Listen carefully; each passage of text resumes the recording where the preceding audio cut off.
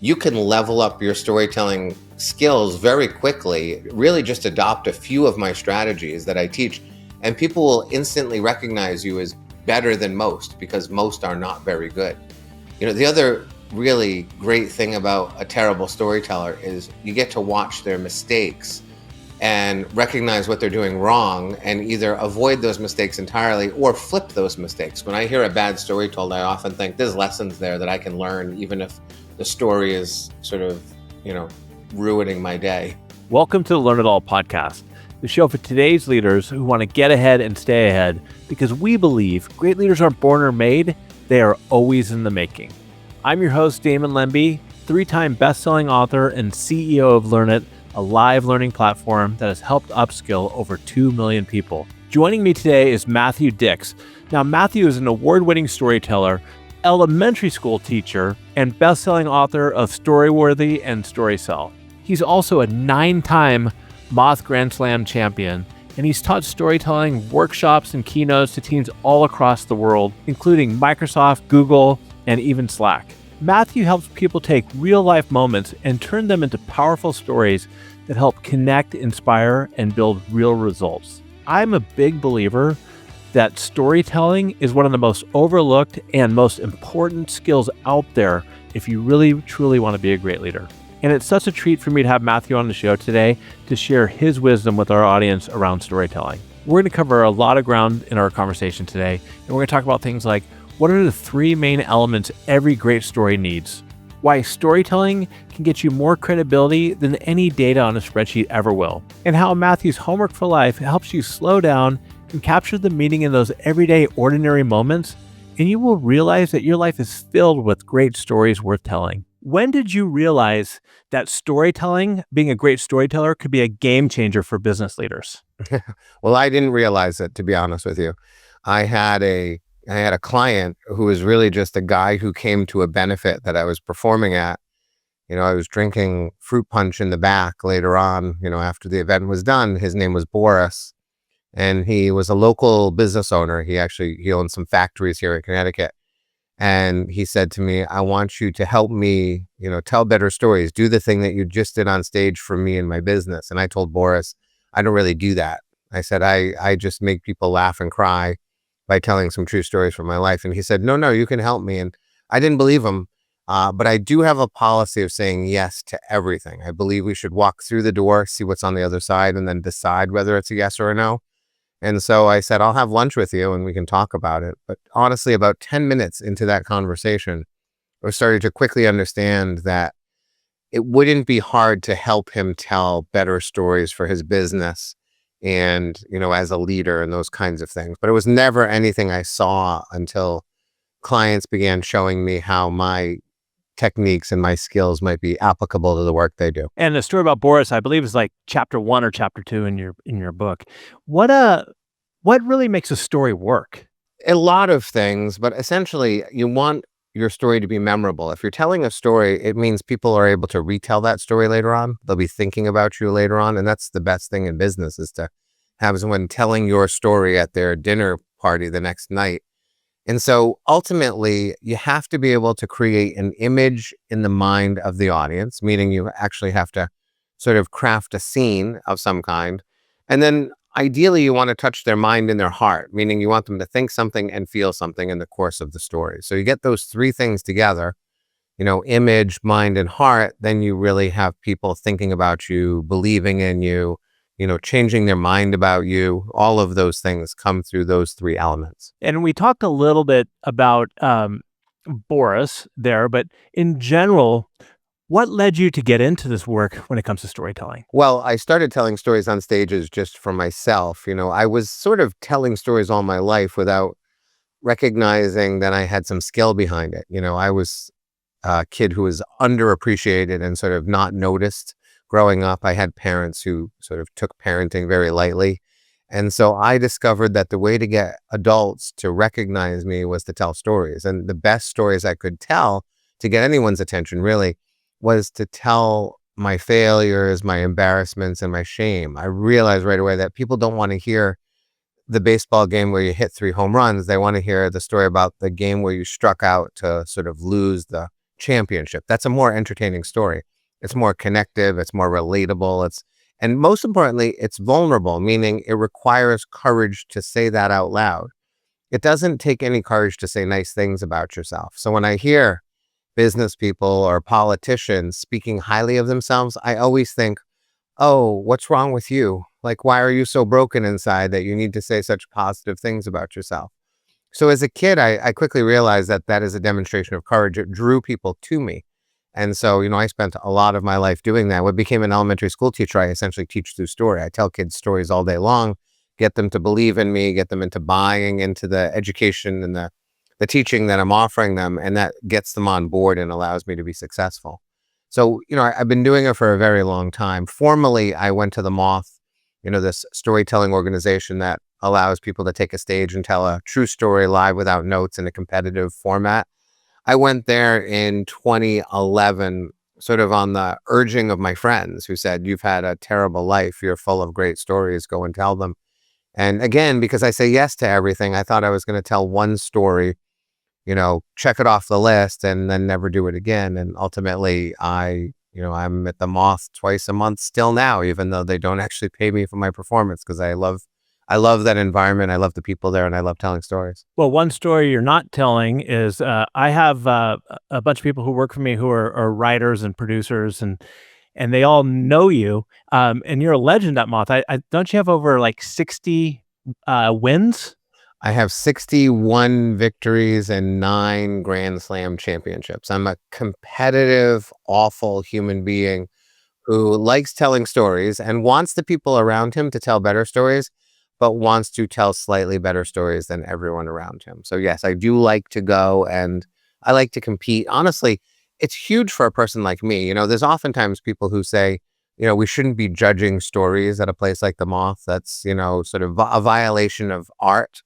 But the truth is, if I didn't have the opportunity to excel and have sort of verification of my success, I don't know if I'm sitting here right now. You sort of need an ability to indicate to people that you are excellent at what you do. And so a painter indicates their excellence by the price of their painting. The more people will pay for the painting, probably the better the painter is. As a novelist, the more people who buy my books, probably the better writer I am. And the same applies to oral storytelling. So I'm thankful that the Moth affords the opportunity for sort of the cream to rise to the top and for people to be able to visualize that cream and recognize who's good and who's not. One of the things I heard you say, which I think is great, is, boring storytellers can actually be very useful for great storytellers. Can you share a little bit more about that? Yeah, well, first of all, it's great because it makes our lives a lot easier.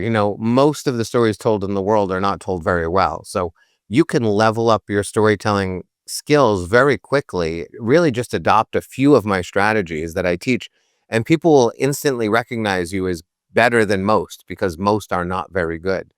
The other really great thing about a terrible storyteller is you get to watch their mistakes and recognize what they're doing wrong and either avoid those mistakes entirely or flip those mistakes. Quite often what they're doing is sort of the opposite of what they should be doing. And so watching sort of someone do something poorly, like when you watch a teacher who's ineffective in a classroom, that is very instructive in terms of, oh, that's why we should not do those things, because I can see that it's not impacting students. Same thing with stories. When I hear a bad story told, I often think there's lessons there that I can learn, even if the story is sort of, ruining my day. And what are some of those lessons that you've learned from just bad storytellers? I think the thing that's always surprises me the most and that I see most often is people genuinely believe that other people want to hear what they have to say. I walk into every circumstance, including, honestly, this podcast, with the assumption that you and your audience doesn't want to hear anything I have to say unless I give them a reason to listen. And that is like steeped in the marrow of my bones. And so I am relentless in my effort to be entertaining or informative or provide actionable information or to be funny, all of these things. I think most people just think that because they're standing up and everyone else is seated, or they're standing at the front of the conference table and everyone else is on the back end, or, they have the microphone and nobody else does, they just assume everyone will listen. And I just always assume no one will listen. I just assume the world is filled with monsters who need to be relentlessly entertained in order to hold their attention. And I think if we just did that, if people just walked into rooms and thought, nobody likes me, how can I make them like me? That's a first step in becoming a much better storyteller. And I also think it's important for our audience to listen to what you're saying, because even if you're a leader of an organization or a leader of a team and people know who you are and you come in and you kick it off with your bio and everything, people don't care, and they're gonna tune out right from the get-go, and you're just gonna lose them. For sure. It doesn't matter who you are. I did a bunch of events yesterday, a bunch of speaking engagements, and each one of them, I didn't have them introduce me. Each venue I was at, they said, "You don't want an introduction?" I said, "No, I don't need one, because honestly, the introduction only covers the space from where you are till the moment you get to the center of the stage. At that point, if you're terrible, it doesn't matter who the hell you are. If you're Barack Obama, who's a great orator, you know, if he comes to the stage and he sucks on a particular day, nothing's going to save him. The fact that he's the former president of the United States doesn't make people leave the theater and go, he was great. They're going to be thinking, "Ugh, he was not that good today." And that's just the truth. So, all those long bios that I hear people offer to speakers, or the ones they demand be said before they sort of take the stage, I always think that's just meaningless drivel that's slowing down your ability to get to a stage and begin speaking and convincing an audience that you have something important to say. And so, with that being said, is it fair to say that the opening of your speech or your keynote or your talk is the most critical part of the whole speech? Yeah, I used to say to people that the beginning and the end were the most critical, and it was sort of tied. And I disagree with myself now. I disagree with former Matt. The new version of Matt says the beginning is the most critical part. If we think about a keynote or a story or any kind of presentation you're giving, I like to think of it as a plane ride, which is my attempt to bring the audience to sort of the promised land, to some lovely place that they're going to be happy, when I get to the end. But if you don't have people on the plane, if you don't get them on the plane in the first 1, 2, or 5 minutes, you can fly to any beautiful place you want, but they won't be listening by the end. Or if they are, they're not going to understand what you're saying because they missed the first 5 or 10 minutes. Oftentimes when people tell me that story was really hard to follow, I often think it wasn't hard to follow. It's just that you couldn't listen to it anymore because it was kind of awful. And so because you stopped listening, it became impossible to follow when it got interesting again. And so the beginning is important because it's the opportunity to convince an audience that you are here with something to say, that you have a skill in terms of, speaking, presenting, storytelling, whatever you want to call it. It's the opportunity to convince an audience that you can sit back and relax because you're in excellent hands. And I think people, a lot of times, most of the time, waste that first 1 minute, 2 minutes, or 5 minutes on nonsense. And I think that applies to everything. Like if you open your conference by talking about where the bathrooms are, which is how basically almost every conference I've ever attended opens with, you're dead in my mind. Because first of all, we're adults. We can find the bathrooms. That's not a critical piece of information that we need to start with. That is the last thing I need to hear. You should open with something utterly captivating. And if you have to get to the location of the bathrooms, do it in minute 15. Don't do it in minute 1. All of those things should be considered at all times. How should you open your story then? Well, if you're telling a story, what you want to do is trigger the minds of your audience, to understand a story is being told. Because once a story is being told, once an audience recognizes it, chemicals get released in the brain, 5 chemicals that are extremely beneficial to public speakers. And the brain releases those chemicals and engages in things like neural coupling once it recognizes, oh, this is a story. And that's all evolutionarily based for almost all of human history. We could not write to communicate. The written word is very new in terms of all of human existence. And so the brain has evolved to register oral storytelling as exceptionally valuable. It's the way we've sort of taken over the planet. It's the way we avoided the lions and the bears. We transferred information from one generation to the next by telling stories. And so when you start telling a story, you leverage that ancient architecture in the brain that says, oh, this might keep us alive. It won't today. Like we have doors and Doritos. We really don't need stories to keep us alive, but our brains don't know that. So what you want to do at the beginning of a story is make sure the audience knows this is a story. And, the way I tell people to do it is 2 things, location and action, meaning where are you, and be doing something immediately. And as long as you're doing that, the audience will be immediately riveted because the brain will say, pay attention. This is an important thing. I teach fifth graders and I teach them this strategy. I teach it aggressively to them. I also teach them to start as close to the end as possible. That's another really important thing. So in the beginning of the school year, they'll come in and I'll say, how was your evening? And the kid will say, well, I was playing soccer in Weathersfield and I was playing against, the Bulldogs. And I said, never mind. I don't want to hear it. I say, no, you already killed me. Like, that's not a story. That's just an essay about what you did yesterday. It's just a report. Right. It's a report. Yes. People often book report their own lives. Right. But eventually, and really already, I'm about 3 weeks into my school year, kids will come in and they'll say, I'm running down the soccer field, kicking the ball in front of me. It's 2-2, and there's about 3 minutes left in the game. The ball's on my foot, and I have a chance to win the game. And then I say, okay, keep going. Because you can feel the difference between the two, right? Most people start stories in that first version I gave you, which is, I'm going to tell you a bunch of stuff that doesn't really matter. Or maybe it matters, but it shouldn't be said first. And I'm going to teach you about some things that either should be taught later on or not taught at all. And I'm not going to really start at an interesting place. I'm going to start at what feels like the most chronologically relevant place, which is never the correct place. But people often think, well, if I go on a trip, I should start with the plane ride. I'm like, no, you should not. You should start on day 5 in the evening when the thing that you're trying to talk about actually happened. I don't need to know even where you are most of the time. Someone was telling a story to me recently, and they were like in Aruba, and it was a story about something that happened in a restaurant. And it turns out the fact that they were in Aruba was utterly irrelevant to the story. It was a restaurant story. The location of the restaurant did not matter to the story, and yet the first 4 minutes was about them being in Aruba. If you took out the first 4 minutes of the story still makes complete sense because it's just a thing that happens in a restaurant. That could have been in New York City or Peoria. It happened to be in Aruba. And yet, for some reason, people always think I need to tell my story chronologically, beginning at the place where my life began, as opposed to the place where the story actually began. Do you struggle yourself when it comes to, developing your story, really figuring out where you should start the story since it's so important? I mean, I'd assume that's something you spend a lot of time thinking about, right? Because that's super important up front. Yeah, it makes people crazy, but I say 75% of the time I spend crafting a story is finding the first sentence, which is to say the first place that I'm going to launch the story. For me, and this is not the case for many people, I've been doing this for a long time. It is sort of my focus. It is my nerddom. I craft stories that mean nothing because I just have fun crafting a moment that I will never tell anyone, but I'm going to try to craft it into the best boring story I can tell. That's how, deep diving I get on this stuff.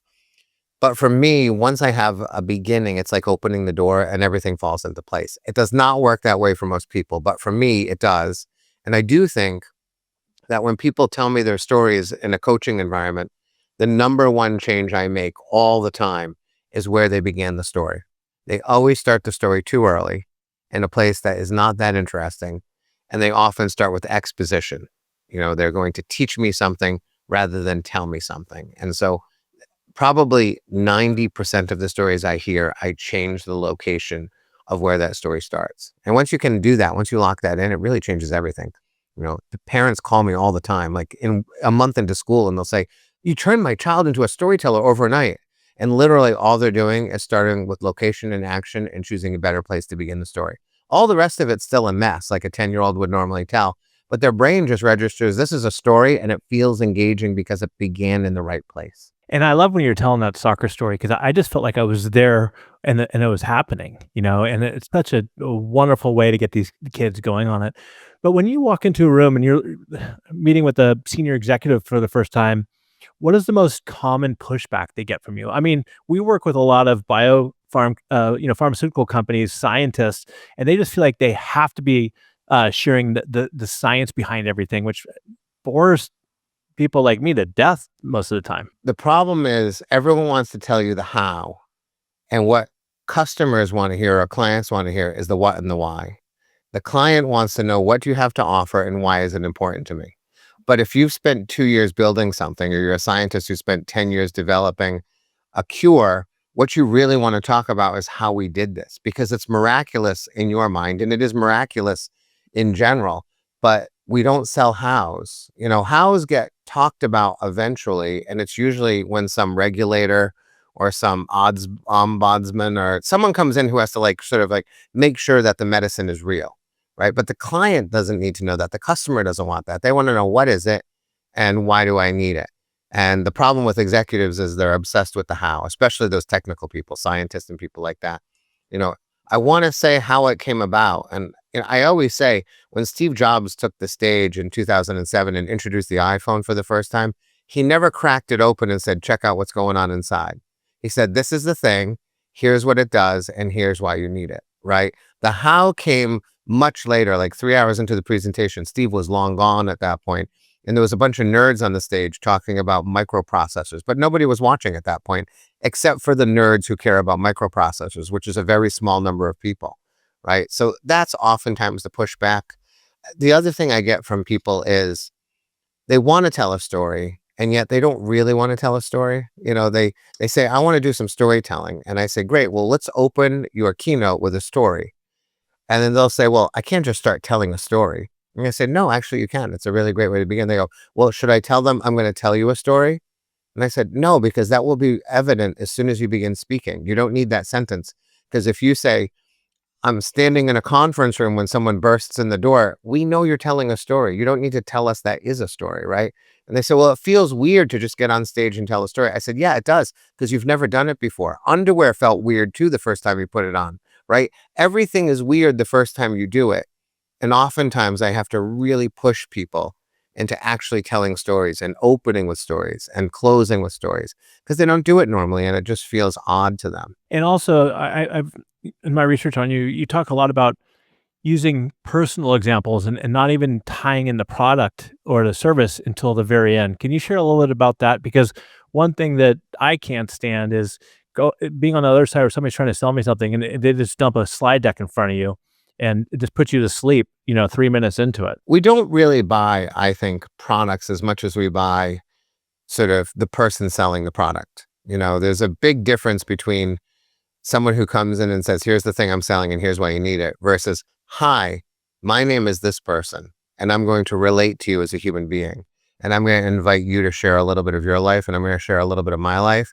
And ultimately, we're going to possibly do some business, but you're going to do business with a human being who has some depth and character, as opposed to, I'm a salesperson for a company, and when I'm done with you, I will continue to be a salesperson for a company. The windows in my home got all replaced a few years ago, and I have a lot of them. It cost a lot of money. And my wife and I looked at 5 companies. We did not choose the most expensive company or the least expensive company. We didn't even choose the best windows, honestly. We chose Trevor Devine's windows because he came into my house. He saw the 7-iron leaning against the wall that I keep doing this drill with. And he said, you play golf? And I said, yes, I do. And Trevor played golf. And so for half an hour, we talked about golf. And then eventually he said, maybe I should go get the sample in so I can show you what the window looks like. And I said, yeah, that'd be great. And then as he was heading to the door, he saw my wife's basket of knitting in the corner, and my wife was cooking dinner at the time. So he popped his head in the kitchen and said, hey, you do knitting? And my wife said, yeah, I knit and I sew. And Trevor said, oh, my wife knits too. And they both talked about what was going on, what project each one was doing. And then Trevor went out to the car to sort of get the window. And my wife said, we're going to get his windows, right? And I said, and as long as they're made of glass, we're getting Trevor's windows. And that's how we bought our windows, because I bought them from a guy who I liked and trusted. And when I've had problems with my doors, because I also bought doors from Trevor, I called Trevor and said, I got a problem with my door.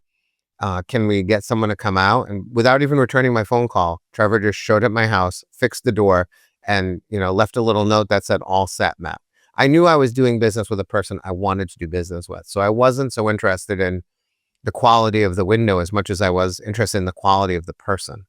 And so I think that when we can be that kind of a person in the business world, someone who people like and want to spend time with, it changes everything. It sounds like Trevor was really curious, and he came in curious and asking questions. Is there anything else that you think Trevor was doing that our listeners can learn from to be more trusted? Yeah, well, I think he was strategic, really. The best door-to-door encyclopedia salesperson ever was once asked, how did you do it?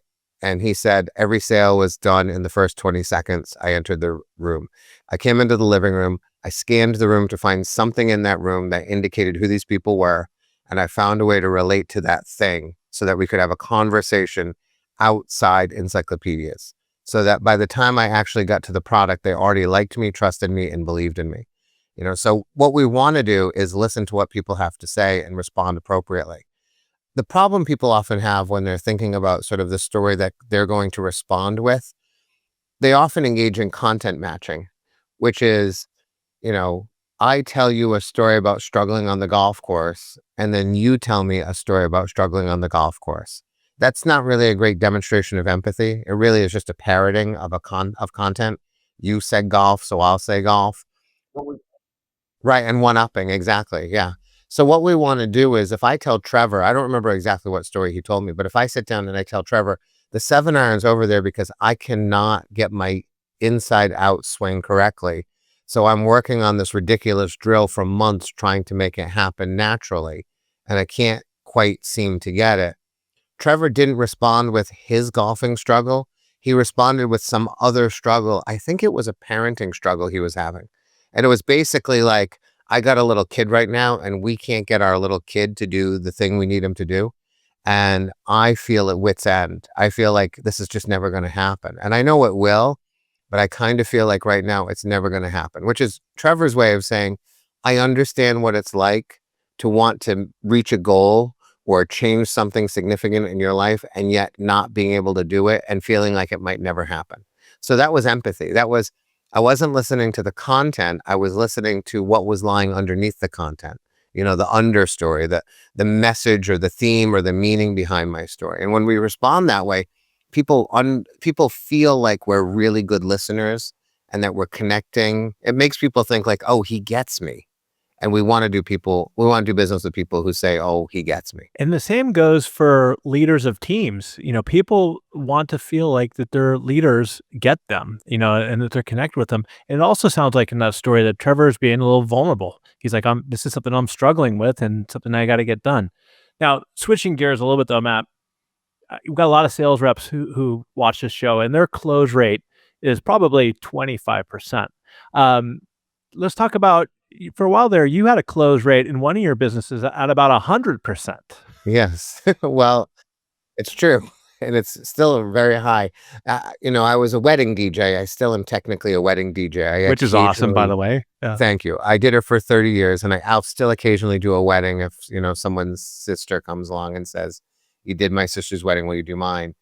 But we didn't know anything about being a wedding DJ. I was working on a paper for my English class when my best friend called me and said, I want to start a wedding DJ business. He had just gotten married. He hated his DJ, justifiably. I was the best man at the wedding. He really screwed up that DJ a whole bunch of things. And my buddy thought we could do better. And I said, well, we don't know anything about equipment. We don't really know much about music. We both are into 80s metal. So I don't really even know what's been played at a wedding. And he and I together had attended 3 total weddings, including his own.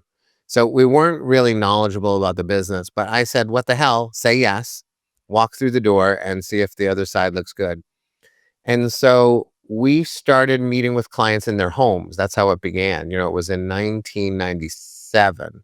So, someone would book a meeting with us. We would go into their home. My buddy Benji and I, we would sit on a couch and essentially we would talk about what we could do for them, even before we had actually done a wedding. And then when we did one wedding, we lived on that one wedding for about 6 months. We sold about 40 or 50 weddings just on the stories that we told from the first wedding, not telling people we had only done one, but just saying things like, oh yeah, we once encountered that, which was true. But all of our encounters were from a single wedding that we did almost for free for a friend. But what we did is we went into living rooms and we were entertaining. We made people laugh. We let them know that we understood it was the most important day of their lives. We let them know that we were both married and we understood what they were going through, and we understood the fear, and we understood the concern and the desire to have the perfect day in every way possible. We also sort of zigged while other people zag, which is another thing I think we should be doing. So while all the other DJ companies were talking about their music collections, because in 97 music wasn't digital, it was actually relevant. You would say like, we have 30,000 songs. We have 36,000 songs. Benji and I never did that because we figured we'll just buy whatever this client wants. We'll just go out and get it.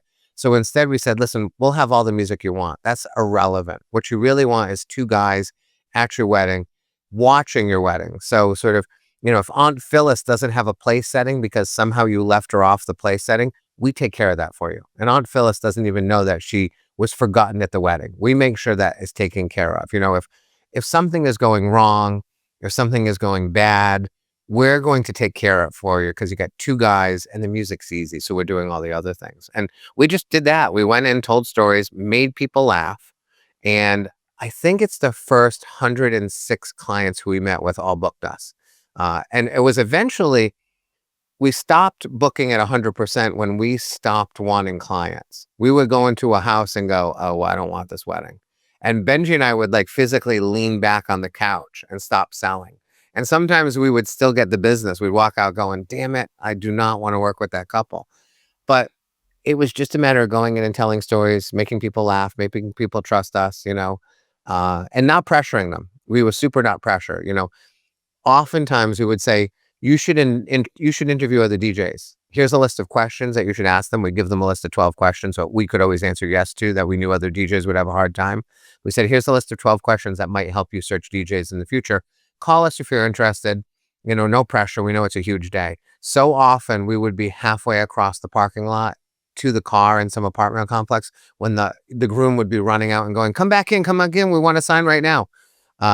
And it was all just a matter of low pressure, genuine concern for the client, telling stories, making them laugh, making them trust us. Yeah, again, it's you're putting them at the center, and you're being empathetic and saying, because being a wedding DJ is a lot of pressure because this is like one of the most important days people have in their whole life, right? So you want to share stories. Hey, we've been there before. Open what's going to be make it best for you, and then have them come to you and go that direction. Yeah, it was the most pressure filled job I have ever had in my life. Every other job there's always a tomorrow. You screw it up today, you can fix it tomorrow. There's no tomorrow with a wedding. You get one shot of doing it really well. And I'll tell you, we were not perfect. We made mistakes along the way. I can actually tell you every mistake because every mistake felt like, well, give me one good mistake that you're just like, oh my goodness. The first wedding we ever did, I was doing the cake cut, and I was basically standing right next to the bride and groom, almost between them while I was helping them cut the cake. And I remember I stepped away and the photographer came over to me and said, you haven't done a lot of weddings, have you? And I said, no, why? And she said, because you're in every single photo of them cutting their cake. And that is not what a DJ should do. And I thought, it's a great point. I should not have been standing right next to them. Why would I do that? That was the first mistake. What we actually did as a business is we would write down every mistake we made and then the correction, and we carried that list with us. And so when we went into clients' homes, they would say like, can you tell us about a time when you had a problem? And we would take it out, vulnerability. I'd say, here's the list of all the mistakes that we have made over the last 5, 10, 15 years. You can look at every single one of them. I'll explain why they happened and why they don't happen anymore. I'm not promising that you're not going to get added to the list, but we dated the mistakes. And you could see that in the beginning, there were bunches. And then as you watch the dates move, they became less and less and less. And that was a really great way. I remember many clients booked us on just the fact that we showed them our list of mistakes and then told them how we were correcting those mistakes along the way. And that's just vulnerability. Yeah. And I interviewed a guy on our show also named Matt Dixon, who wrote a book called Jolt Effect. And one of the things that he says is when you go into meetings with customers, in their mind, they're thinking about things that could go wrong. And kind of like what you did is you just put it out there saying, hey, I'm being vulnerable here. Here are some things that could possibly go wrong and how we've addressed them. And it kind of eases the tension that they have about that, seeing that, hey, this isn't your first rodeo in doing this and things can happen, but we got you covered. Right. It also makes you seem like less of a salesperson. I'm not a person who's putting up a front, and I'm not a person who's hiding the problems of our product. I'm being very honest and truthful. We would always tell them, if you're interested in a perfect beat for beat matching of a song, those like club DJs, we'd say, don't book us, because we're not doing that. Like, we will mix the songs adequately that your guests will be perfectly happy to dance. But if you're hoping for that beat matching, we can't do it. It turns out nobody wanted it. And yet so many DJs in the industry would talk about beat matching as something that was really important at a wedding. And it turns out that is the last thing a bride and groom are thinking about. That is not something anyone needs at a wedding. Yeah, it's probably something that they would want. But I guess my next question is, what was your favorite 80s heavy metal song to play? Well, I'll tell you, the most successful one was Don't Stop Living on Believing. a Prayer? Oh, Don't Stop Believing. Yeah, that was a guaranteed hit every time. No, Living on a Prayer is a little rough, actually. It's harder to dance to. Oftentimes what I learned as a DJ is there's just songs that have a bass that allow people to dance. And then there are songs that don't. And so songs like Staying Alive, they stick around because it has a bass that people hear and they understand how to dance to it. It's the tricky songs like Living on a Prayer where you kind of just stand in the middle of the floor and scream the song out. There's not a bass that gets you dancing in a way that makes it easy for you. You want people to have the easiest time dancing. Switching gears a little bit. Well, not really. One of the stories I hear you tell that I really like, and it's not necessarily your story, but it did well, is around vulnerability, the Domino story. Oh, yeah. Yeah. Domino's is a great story. Domino's for a long time, despite the fact I've always liked their product, they had a terrible reputation in the industry. People would say it's ketchup on bread and, the cheese was fake and all of these things. And, they were doing business because they were the only delivery place in town for a long time. Like if you wanted delivered pizza, you probably were calling Domino's. Eventually other people started delivering and Domino's started to recognize that, they were not going to survive with this reputation. And so they created a campaign that basically said, we have terrible pizza and you have been telling this story to us for a long time. And so we are reformulating our pizza. And so they did private, what are they called? When you get those people together, your customers, and you meet with them. Yes, thank you. A focus group. So they do a focus group with a bunch of people. And the focus group would say, your pizza sucks. It's the worst thing ever. And then they let the focus group go. And then they reformulated their pizza. And they went back to the homes of all those focus people. They knocked on the doors and said, we reformulated based upon what you told us. Could you try the pizza now and be honest? If you still think it's bad, we're going to fix it again. And it was just their way of saying, we heard you. We know we're bad and we know we should do better. And now we're going to do better. And if you bought Domino's stock in 2009, you are beating the market to this day on that stock because that turnaround, I think the campaign is called The Turnaround.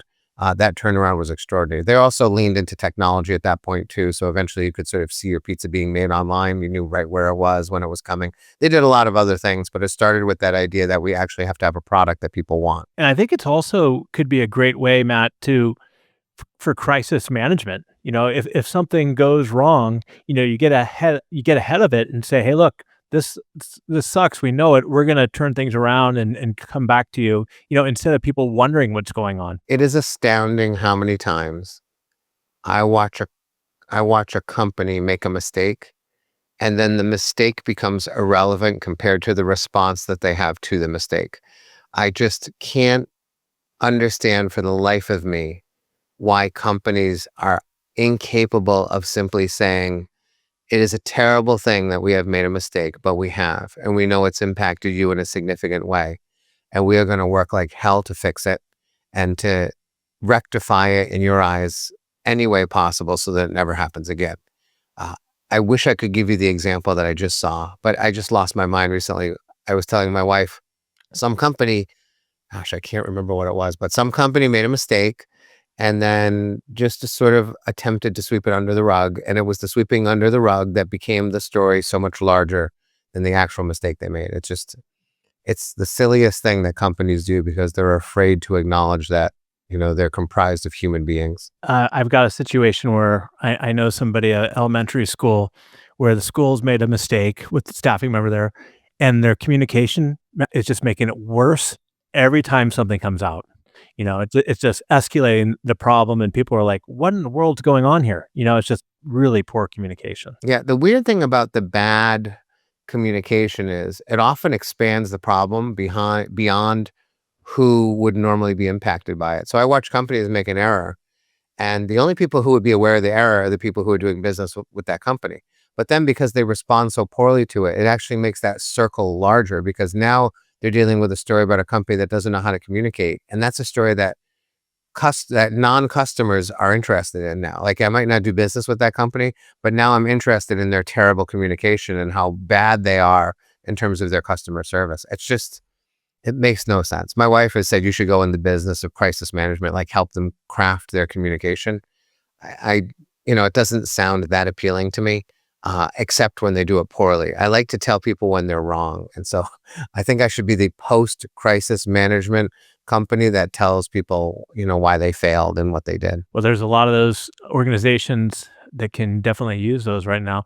One other story that I really like, because I'm kind of similar in the same way in a sense is, but you talk about the importance of getting very specific and using a personal example around that. Yeah, can you know what I'm talking about? Oh, the pickle story. Oh yeah, I got a ton of those.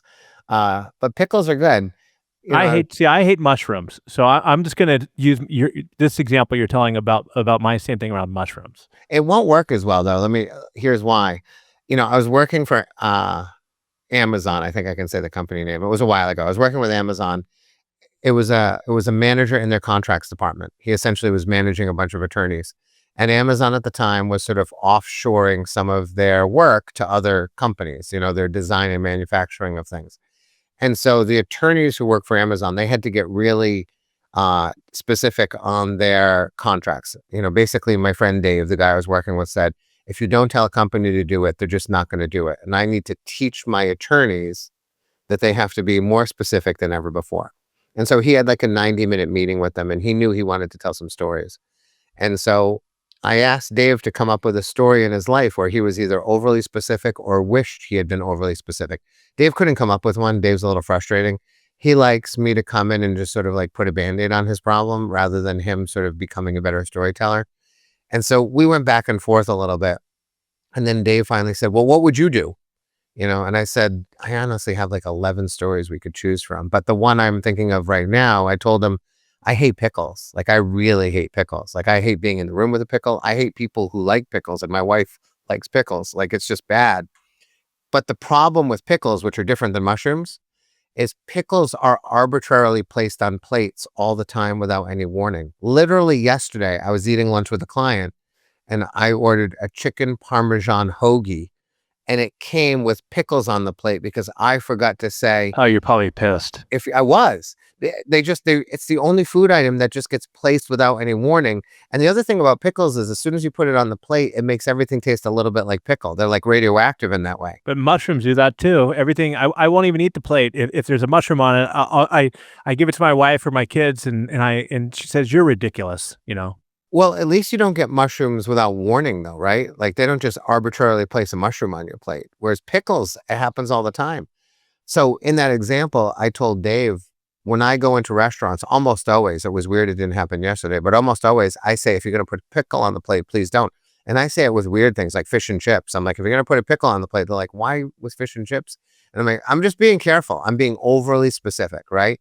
So I would tell that story I told Dave to the attorneys as a means of indicating the importance of specificity. Dave just took my story. Dave said, I'm going to use that one. I said, do you hate pickles as much as me, Dave? He said, I do now.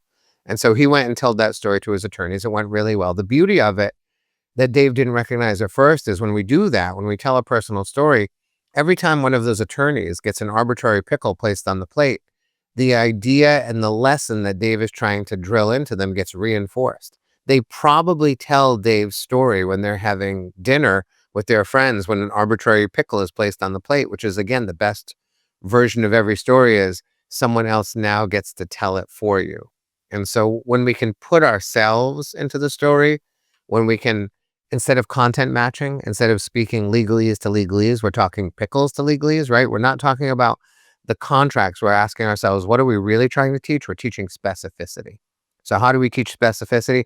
Let's teach it outside the realm that we're operating in first, and then bring that concept and that story into the realm. And I think it's when the collision of those two things, when we teach through a story that matches the theme of what we're trying to say, and then we bring in the actual content and we bring the two together, I think that's when people really understand and remember things in a profound way. Yeah, that's like when the magic happens when you tie those two together. And think about it as well. If you get up there on stage in front of 500 people and you tell that story, the personal branding for you, people are going to remember Matt the pickle guy in the stories, and also tie it back to how important it is to be specific in situations like this. Right. The surprise is really the most powerful thing in storytelling, and that's what happens. If I get on stage and I start telling a pickle story, the audience is probably thinking, why is he telling me this pickle story? Which is great. Because as soon as they're saying, why is he telling the story, they're still listening because they're looking for the reason why, right? And so they think they're in a pickle story. And then they discover they're actually in a specificity of contract story. And the surprise about how the two of those stories are linked together, that surprise is what cements the idea in people's minds. Or we can surprise our audience. That is the ultimate gift we can offer to an audience, both in terms of entertainment value and memorability or unforgettability. So we want to surprise people whenever we can. Is there a way to surprise your audience when you're leading an all hands and you're just going over the quarterly numbers? Yeah, for sure. There's many ways to do surprise. It's actually the most complex concept I think I teach. One of the things you can do is misdirect, which is a great thing. Think back on Jobs' 2007 iPhone launch. He gets on stage and he says, "We're releasing 3 products today. Uh, we're releasing a phone, a touchscreen iPod, and a breakthrough internet communicator." And he shows all 3 products on the screen. And he says it a few times, 3 products today. And then the 3 products begin to spin on the screen and slowly become one. And he says, "Are you getting it? Are you getting it? It's not 3 products, it's one." And everyone loses their mind. Now they're all at Macworld, so they're a little primed to lose their mind already. But Jobs understands, I'm not going to come out and say, "Here's the iPhone." I'm going to misdirect them by saying 3 products and then make 3 into 1. So if you're reporting on quarterly numbers, is there a way that you can misdirect people? Can you get on stage? Let's say your numbers are great, right? Can you get on stage and say, "So listen, we have some concern over the numbers that I'm about to present. So just buckle up. Uh, the numbers were not what we expected. The concern we have is that you might be a little too excited over what I'm about to tell you." Right? And that's misdirect and surprise. You get people thinking one thing and then you surprise them with the other thing. That's one of a dozen strategies I can teach in terms of how to achieve surprise. It's the easiest one, which is send people in one direction, knowing you're going to yank them back in the other direction. No, I like that. And I think one of the other strategies, correct me if I'm wrong, is information inclusion and exclusion, right? Where you're sharing with them a little bit, right? But not everything. Yes, and that's my definition of suspense, which is say some of the thing, but not all of the thing, right? Say a little bit of it at a time. I often compare it to widening the lens of a camera. What you want to do is think of yourself as the cinematographer of every story you tell, because that's essentially what is happening. Your eyes are the camera for the audience. And so if stories start narrow and slowly expand over time, that's an interesting story. Oddly, it's what the storyteller doesn't say that drives the story forward. Bad stories are stories where everything is said right up front. Whereas if you just keep the lens narrow, people want to know what's beyond the lens that you're showing them. And so by not saying things, people want to continue to hear things. Yeah, because you're leading them. They want to go down that journey with you and close that loop. If you just give away TV shows like Law and Order doesn't start with the guy's already guilty. You already know he's guilty, but they don't say it till the end. Right. The biggest mistake, I literally 3 customers today, or 3 of my clients today, no one listens to me. They will eventually someday come to terms. But all 3 clients I worked with today, I was looking at decks. I was analyzing decks. And all 3 clients essentially had a product and they said, "We built it with these 3 pillars, these 3 principles in mind." And then they showed me a slide with all 3 principles stated clearly on the slide. And all 3 times I said, "I will continue to say this to you, even though I know you will never change because you're idiots. But why would you show all 3 at the same time? Because basically what you've asked people to do is to read while you talk. They're going to read ahead. They're going to know all 3 principles before you're even done talking about the first one. And now you're just saying stuff they already know." I say, put 1 on the screen and then leave 2 empty placeholders, right? Empty buckets. And so that the audience can see, oh, there's 3 principles and here's 1. And literally their brain will say, "I wonder what the other 2 are." And if they're wondering what the other 2 are, you now can hold them. Also, the beauty of that is now you're not showing 1 slide for 4 minutes, because that becomes wallpaper. Because every time you change a slide, it becomes a new slide to the mind. So by clicking 3 times on that slide and filling in each one of the principles, the slide changes. So now you have visual variety, in addition to the fact you're creating suspense by saying, "I got 3 important things to say to you. Here's the first one," but you leave the other 2 off the table for a while. But in business, it just is crazy how people want to vomit all the information on the client instantaneously rather than drawing it slowly through the process. I get a lot of people who say, "Yeah, but I don't have a lot of time.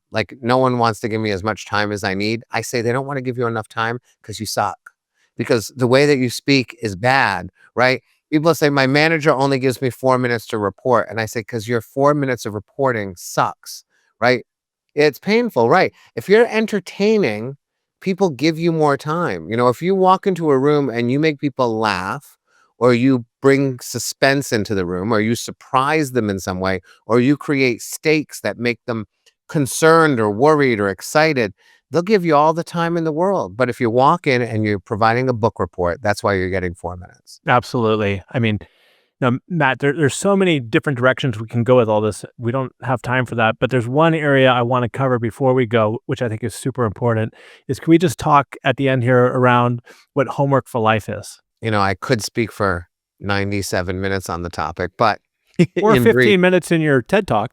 yes, although that TED Talk is tragically absent of many important facts that I wish I could have included. But essentially, Homework for Life was my attempt, and now many people's attempts, to hold on to our days and find content that we can find useful in both our personal and professional lives. The truth is, many, many people tell me they don't have stories to tell because they don't lead interesting lives or nothing crazy has ever happened to them. And that's just not true in terms of not having stories to tell. Days are filled with stories quite often, and we just walk past them and we either don't see them or we see them and then we allow them to be forgotten. And so what happens is, if I ask someone to think back just onto, let's say, 2021, 4 years ago, and I say, how many days from 2021 can you remember with any kind of clarity? If I give you your calendar in half an hour, how many days can you remember with any clarity? Most people get less than 50. If you get 50, you've really got a good memory, but most people are less than 50, which means we're taking a 365-day year, shrinking it to 50 days, and then somehow saying time flies. It doesn't fly. You just don't remember anything. So, of course, it feels like it flies. Time doesn't fly for me. It crawls by because every day I am making a concerted effort to notice my day, recognize stories and moments of meaning, and then I hold on to them. The way I hold on to them, honestly, is through a spreadsheet. Now, I have an app today called Homework for Life. You can get it in the App Store. It makes it very simple for you to do Homework for Life, but because I've been doing it on a spreadsheet for 14 years, I'm still on my spreadsheet. But I use a spreadsheet because what I don't want to do is create a chore for people. So I'm not asking people to sit down every day and write a diary entry or to sit down every day and write a new story. I use the length of a computer screen to include my story. So I've got the date on the left-hand side. I stretch that B column across the screen, and that's the column, that space that I allow myself to put in the moment. Just enough to remember the thing that happened, but not enough that it's going to cost me really any time in my life. My goal was to find one new story per month, 12 new stories per year. I would have been thrilled if that had been the case. Instead, I just discovered very quickly, and I'm not a unicorn, tens of thousands of people are doing this with me. I discovered my life is filled with stories. Like every day, there's something worth remembering and telling someone, especially if you put a little craft behind it. Now it can really be a meaningful story. And so what I started doing was trying to find a story a day. And now what I do is I find about 9 moments per day on average that are going into my Homework for Life. And some of those are stories. Some of those are, wow, that's going to be a story. I can already feel it. I can already see how it's going to be structured. But some of them are just lovely little moments that may or may not become a story, but there is something I want to hold on to forever. My son this past summer on the beach told me, Dad, I've decided to be more chill this year in the school year. And I said, what does that mean? He said, well, last year I tried to get attention by being ridiculous. And I think I'm better off being chill this year. And I said, that's your goal? And he said, yeah. Is that a story? No, but it's not a moment I'm ever going to forget. Right now, I don't know where he is on his chill scale yet. He's 2 weeks into the school year. There will come a point when I say, how's it going being chill? And if he is chill, maybe now I have a story to tell. If he's not chill, I probably even have a better story to tell. But I will always remember the day on the beach when my son sitting next to me said, Dad, I want to remake myself and my image in the minds of my classmates. Because I can tell you, when I was 13, I was not thinking that way. Right. So I've already found that my son is in some ways slightly more sophisticated than I ever was. It's not a story, but it could be an anecdote that I include in a story. Right. It could easily be something that I tell if a company's pivoting. Right. If a company is trying to tell the story of their pivot, I might say pivots are important. I'm sitting on the beach one day with my son last summer, right? We're literally building sandcastles. He's 13 years old. And he turns to me out of the blue and says, Dad, I'm going to try to be chill this year at school. And I don't know what the hell he means, right? So I ask him, what does he mean? And he says, well, last year I tried to get a lot of attention by being ridiculous in class. And I don't think it really worked. So this year I'm going for chill, right? If a 13-year-old boy can pivot his life literally over the course of a summer, our company can pivot as well, right? That's how I combine those two things together, right? So now I have a pivot story if I ever need it, and it's my son on the beach, which in that case indicates I'm a father, which is great, right? Indicates I'm probably married or at least connected to some other human being in some meaningful way, which is also important. They get to meet Charlie. They know I build sandcastles with my son on the beach. They know I have the kind of relationship that my son tells me things like that. All of that is enormously valuable because you, if you're a parent, go, oh, I'm a parent too. I got a kid, or oh, I've got a wife. I have a spouse in some way. Oh, I sit on beaches. I build sandcastles.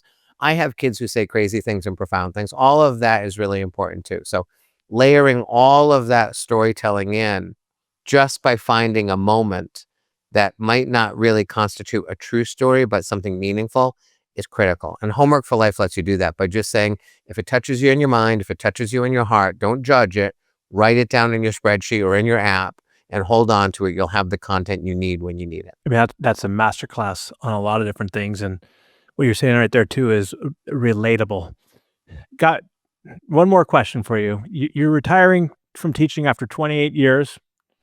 What is one thing you've learned from these elementary school kids over the years? If we go back to the first thing I said, I think that my marrow is steeped in the idea that nobody wants to hear anything I have to say unless I give them a reason to listen. Because for 28 years, I have legitimately stood in front of about 20 human beings who don't want to hear anything I have to say.